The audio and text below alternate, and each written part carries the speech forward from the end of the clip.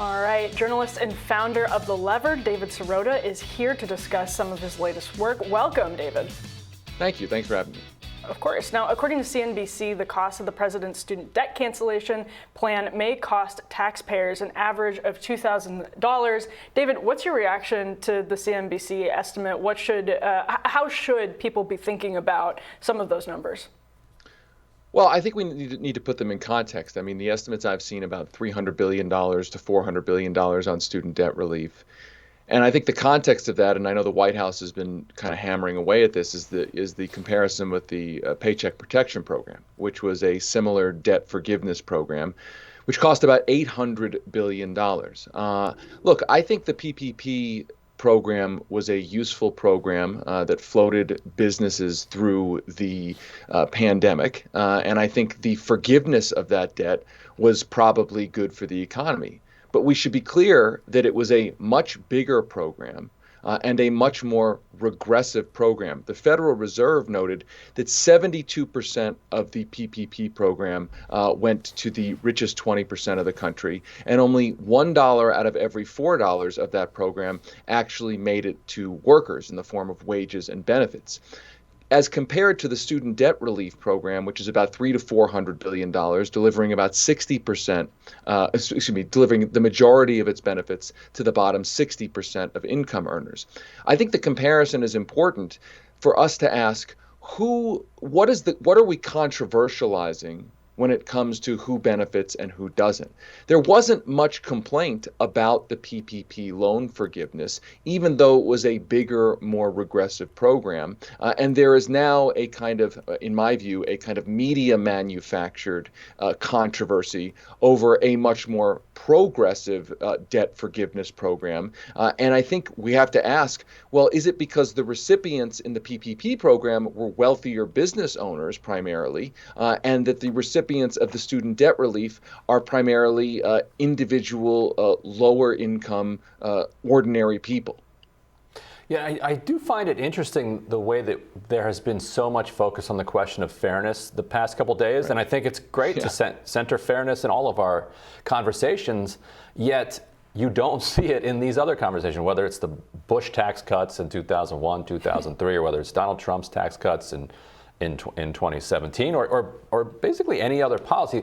We analyze those policies based on whether they're going to produce economic growth, and we analyze them based on raw political power, like Bush won the White House, Trump won the White House, and as Mitch McConnell says, elections have consequences. They won, they're going to deliver for their base, and a $2 trillion tax cut is coming.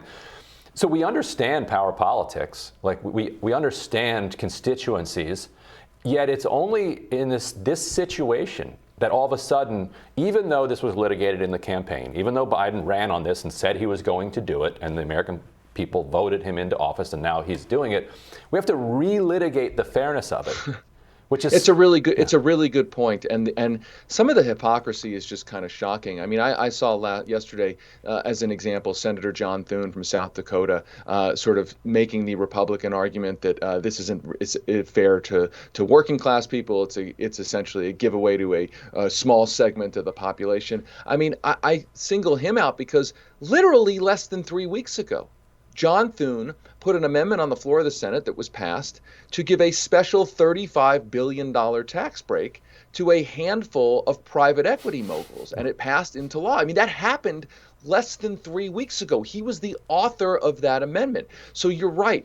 The selective conversation that we're having on fairness really, I think, shows a kind of economic class politics of the media debate of what's considered legitimate and not legitimate.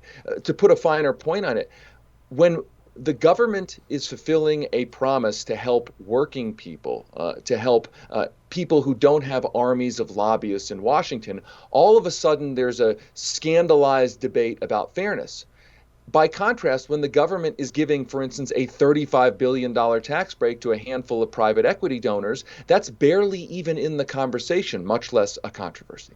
Over at The Lever, you compiled a list of Lever articles from the past, and I think we have that, where it shows all of the different articles about student debt cancellation that have essentially been part of this massive pressure campaign on the Biden administration, which is really interesting because, what is it, like a year ago, both Biden and Nancy Pelosi were questioning the constitutional authority of the president to make this move through the Education Department and through executive action. How big of a political win, ironically, since Ryan was just talking about how terribly we talk about horse race politics, which is entirely fair. But the question of the momentum that now goes to the left, which has successfully pressured Biden. If you look at how many people ran on Medicare for All in the 2020 primary, there have been a lot of successful pressure campaigns. What does this say about the power of the left to pressure the Democratic establishment? Look, it's a great question, and I think it's great context. This is not a victory of Joe Biden waking up one day and deciding to be a nice guy and fulfill his campaign promise. This is a victory for a massive long-term grassroots pressure campaign that brought enough pressure on a president who at times seemed like he didn't want to fulfill this promise and essentially was forced, shamed, embarrassed, and pressured into fulfilling that promise. And I think we have to go even deeper and understand how ideological Joe Biden has been on the issue of student debt, right? This is not just some random issue for Joe Biden. Joe Biden spent about 40 years in the Senate focusing on debt. He was the senator from Delaware. He pushed and spearheaded policies that made it much harder for student debtors to lower their debt, to get out of their debts, for instance, in bankruptcy court in the worst cases, right? You're only in bankruptcy court if you really are in a dire straits. And Joe Biden spearheaded the effort to make it much harder for student debtors to get any kind of protections in bankruptcy courts. By the way, protections that wealthy people can get all the time. My point in bringing that up is that, again, this is not a casual, just run-of-the-mill issue for Joe Biden. He's a guy who was essentially pressured into making a promise on the campaign trail, a guy who wasn't naturally for student debt relief, to say the least, based on his past Senate record, who was then got into office and seemed like he didn't really want to do this. Point being, you're exactly right. This is a success as much for Joe Biden as it is for all of the organizing that went into pressuring and shaming him and ultimately forcing him to do what he promised to do. It does say something really interesting about our politics, and I think, Emily, we see this on the right as well, that in some ways it's interesting to know what a politician thinks in their heart, but it's only interesting insofar as you're satisfying your intellectual curiosity. Like, it doesn't actually say much about what they're going to do when they get into power. So many Republicans who are serving today in either the House or the Senate got into politics under a kind of, what would you call it, like a proto Paul Ryan type of politics. Tea Party wave, yeah. Yeah, mm-hmm. Who then see, well, actually the energy is now around the Trump stuff, so I'm doing this Trump stuff instead. And this seems similar because, like you said, if there's a single senator who could be called kind of the godfather of the student debt crisis, you would put that crown on Joe Biden's head. Absolutely. Right. And specifically on student debt, and like you said, broader on bankruptcy and on debt and on austerity in general.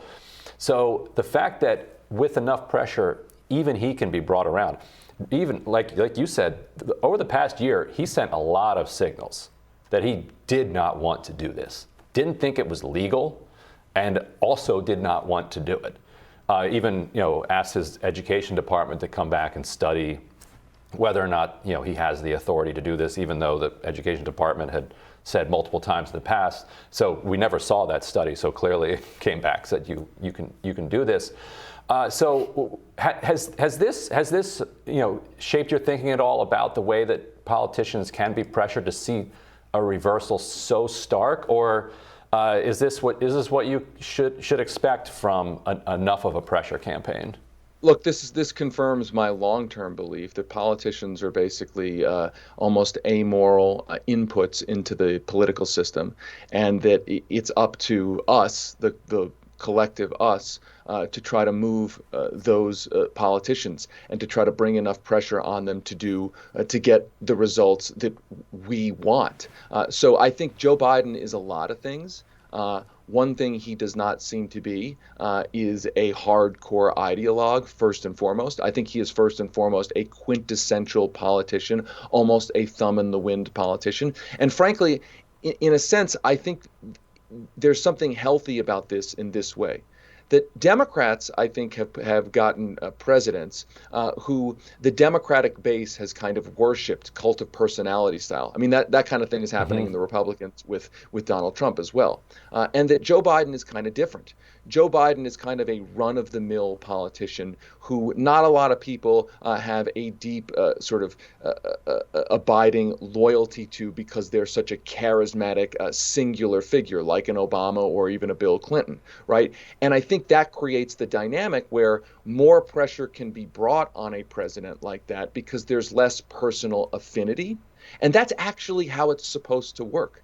We're not supposed to worship our politicians as these kind of iconic deities. We're supposed to see them as just basically inputs into a machine. And I think that allowed enough pressure, enough shaming, enough embarrassing, enough pushing on Biden to actually get him to do what he promised to do. And I think what really worked about it is that Biden himself, again, is not really an ideologue first and foremost. I mean, he has got some, his austerity ideologies probably in his head. We've seen that in his behavior. But he's a guy who reflects where he thinks the political center is. And effectively, I think the movement to pressure him on student debt brought the center and brought his perception of where the center is to what he did just now. And that's the view of Joe Biden as the Meryl Streep character and Don't Look Up. Yeah, exactly. Yes. He needs a pantsuit.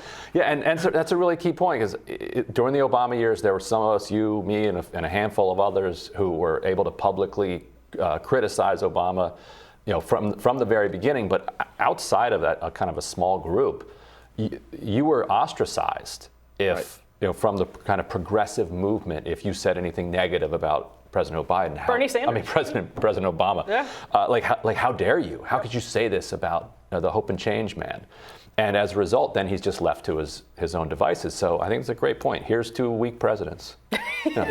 Weak presidents and a strong public. Exactly. Weak president, or not even weak. I guess it's like presidents who aren't seen as iconic, celebrity, charismatic, who build this sort of personal affinity with voters regardless of what they do. That's not a good trend. This is a better trend. A president that we see as just basically an administrator who we have to push. It might also be the last one of these that we ever get for foreseeable future because we're headed in the other direction. Yeah, President Oprah. David Sirota, thank you so much for your time. Thanks to both of you. We'll be back with more Rising right after this.